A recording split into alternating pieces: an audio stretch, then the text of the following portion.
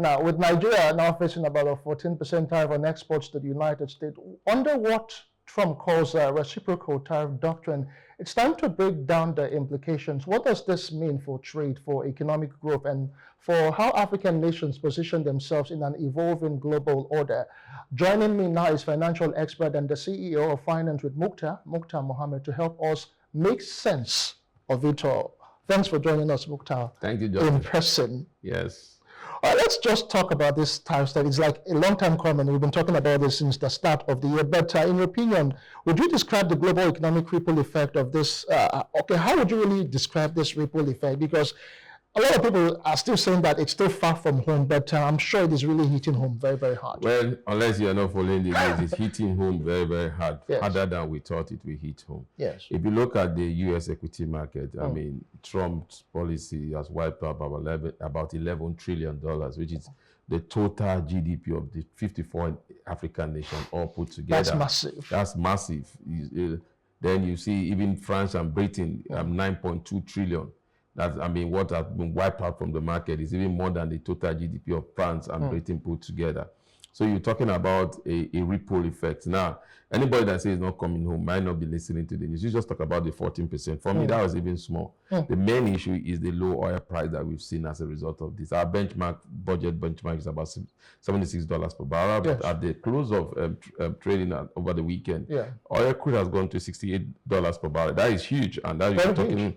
That's about $10 per each barrel. Yes. So, and that's going to affect Nigeria hugely. When you look at our budget projection, you're not even talking generally about Africa. Already, this tariff is going to have a far-reaching effect on South Africa and Nigeria, especially. When you look at South Africa, you look at the support that they get from from the United States, especially in the fight against HIV/AIDS, is huge. Yes. And also you look at their steel sector. Also, I mean, export a lot of steel to South Africa. And so, I mean, to the United States of America. So it's a very big problem. I think, like you said, there's a shift. And this time is that you have to look inwardly within your countries. Ordinarily, I don't think Africa should have been bothered about if we're prepared to take opportunities.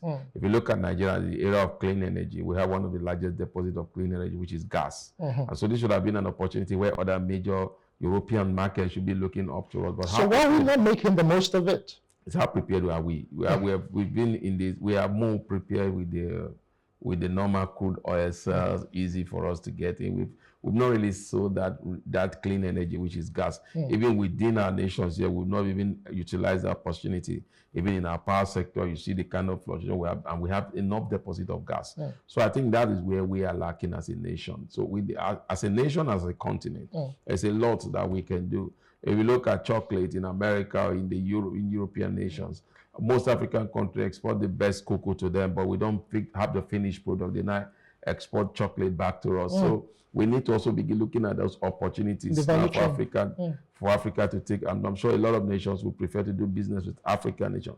The Chinese are not really bothered about what's happening in the US. Now they've already opened new markets, and one of their biggest markets is Africa. So Africa should be the beautiful bride at the end of the day.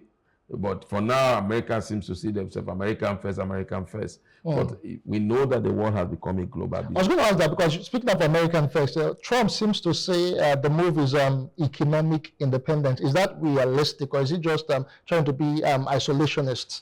I think Trump is living, I mean, maybe he's living in the past when I say that, because again, when you look at America is a world economy. Everything all around America, and we need to know why America got there. It was a deliberate and intentional plan for America to be a global player, and American currency become the global currency. It was deliberate, it was intentional from the founding father of America. But in doing that, they have key trade alliances that are really with them. You talk about the United Kingdom, you talk about the European Union as a bloc. Then you now talk about Canada. And then you also, they try to go to North Africa. They have those bilateral relationships with Mexico and other nations, Vietnam, all those nations around them. This is largely driven by trade, symbiotic type of relationship. But I think the way Trump is making us feel is like almost every country is parasitic to America. It feels like they don't need them. They don't need them. We were all parasites.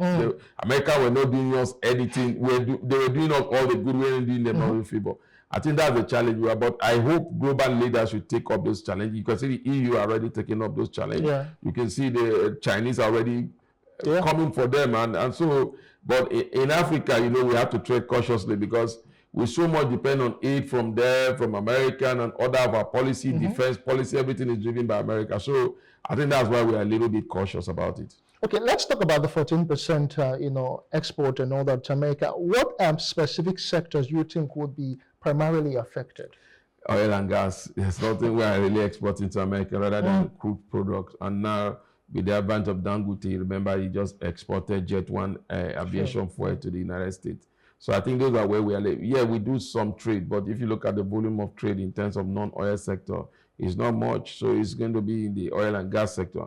And when you look at those tariffs, those tariffs are going to make life more difficult for the ordinary American, not necessarily the country that is importing it here. But again, when you think of America exporting their own goods to Nigeria also, how much tariff will we also begin to hit on them? Also, that could also pass down to the consumer. Tariff is not, you see, two things do not grow an economy. You don't grow an economy by levy, you don't grow an economy by tariff. You only grow an economy by productivity and taxing. So once you begin to divert from that area of growth to tariff and levies, your economy is going to pour it down. And when you now make it like a global trade war, war is no good. The world war is no good for anybody. It doesn't. There's no winner. There's no loser when it comes to the war. Everybody seems to be losing in one area or the other. Yeah. So that is my challenge when it comes to a trade war. And when you are doing trade war with almost all over the world, it seems to be that you are fighting the war now, and that reminds me of a song by the late Tupac Shakur, say "Me against the war." So it's more or less like America is saying, "We against the whole war." Okay, so I know this brings a lot of opportunities and of course threats and challenges, but then we have the AFCTA. So could Nigeria push to explore new trade allies or deepen, its move towards the AFCTA? We shouldn't forget that we have an AGOA relationship also with America. Yes, we do. We do. That nice in the cooler. You see, we've talked about the African Continental Trade Agreement. Yeah. Why has that agreement still doesn't seem to be clinging? It's just because we have so much. We don't do so much trade within ourselves. So to do that again, you need a lot of structures. First, we need infrastructure. Transports. Just from here, Nigerian to Cotonou, look at the roads. Nigerian Benin. Talk about Nigerian to Ghana, then Nigerian to Kotoba. Then when you look at air transport, it's non-existent. When you look at cargo transport, it's non-existent. So there need to be a lot of trading within ourselves before we will now begin to talk about really African Continental Trade Agreement. We are doing more business with the Chinese. We are doing more business with the Americans. So to get to that point, there's a lot of policies. And I don't think Africans are ready to do trade within themselves, because when you talk about levies, when you talk about taxes, when you talk about tariff, these are things that you jointly look into. If you want to do trade within yourself, you need to knock off tariff, just like the EU are doing. Then you come to, after that volume in trade, that's when you begin to think of currency, single currency.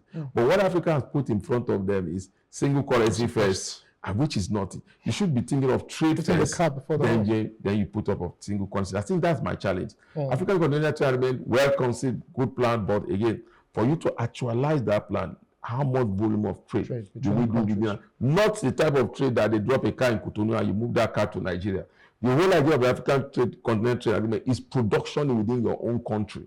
What your own raw materials, what you produce, what is made in Benin, what is made in Ghana, what is made in Nigeria, not what is exported to Nigeria to Benin because it's cheaper to clear. Then you now see that as a trade. No. Okay, but now in all of this, now I'm thinking of FDIs, foreign direct investment. What impact would this really have, or potential impact will have on FDIs? Because if you are considering the fact that if Nigeria is not having expensive access, as it were, to the United States, so what's the impact will have on FDIs? Well, just in the good news is that FBI is even non-existent as it stands now. So maybe we need to continue to do that. But again, you've seen some good news, in terms of FBI in Nigeria. I think that came out like Morgan Stanley trying to open a branch. That's one of the biggest banks in America. So that's foreign direct investment. That tells you that there's still a lot of opportunities. You see, like people say, what we call problem, and that's what the Japanese calls opportunity. So much big companies will still come in. Foreign direct investment will come because why? Why are they going to come? Because of the kind of returns they get in Nigeria, contrary to what they get. Just look at our Eurobond, oversubscribed because of what? Returns of about 8%. You don't get it in your country, you don't get it in Europe. So then when you look at investment in Nigeria, the kind of return, the only challenge we've ever had was the FX challenge. Now, but when you have a bank like Morgan Stanley, you have international branch now beginning to station in your country, then you are beginning to deal with the problem of FX liquidity, trade in terms of currency. Once you are able to address currency trading, then there's a lot of opportunity. Foreign direct investors will naturally come. So they are not looking at, foreign investors doesn't look at the politics behind this thing. They also look at the opportunities. And then what we call intellectual protection, intellectual property protection, the ease of doing business. That's what they look at. True. Once you are able to put that, and then you have a two-way exchange system. I come in, I go out. They're good. Okay, aside from this time, let me just digress a bit. Still talking about Trump and all of that, his immigration policy, his Trump gold card, and all of that. What's a significant impact do you think it will have on Africa, or maybe globally, really? Well, globally, his gold card, I thought he told me that he will even run out of gold card. But we have not seen that happen, because I wonder how we buy American gold card for $5 million when I can invest it in my country here, Nigeria. If I have $5 million, I think if I invest it in Nigeria, the kind of opportunity I have in Nigeria, I should be competing, going to America and going with a private jet, and they welcome me in the airport without a visa. That's my point. Again, when you look at immigration has a huge impact on Africa, because again, outside the Indians, I mean, when you look at immigrants in America, or is the Africans, and when you look at Africans, are mostly Nigerians and maybe Ghanaians. True.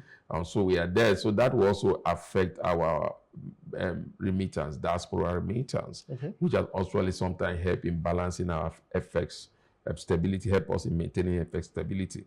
That way, because when you get a lot of Nigerians being deported from America back to Nigeria, so there you have those challenges. So definitely that is a huge challenge. The immigration policy of Trump has a huge challenge on Africa as a nation, as a continent, and Nigeria as a nation. So it's huge, because a lot of Africa sees a lot of, you go to the United States, most every Africans, I mean, there's no state in America that you won't see an African doing one little bit of the other. So it's definitely going to affect inflow when some of these people are being deported, or some of them are hiding from immigration officials so they won't be deported.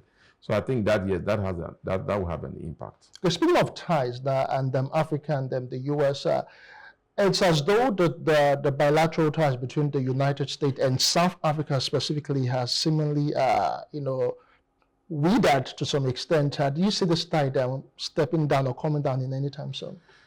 I don't think so. I think for me, I think Elon Musk has not done well for South Africa, carrying a South African passport. I mean, I think he uses, for me, I think he uses power to impact those policy on the US, on South Africa. Because if you look at what the US is sanctioning South Africa for, it's an internal matter.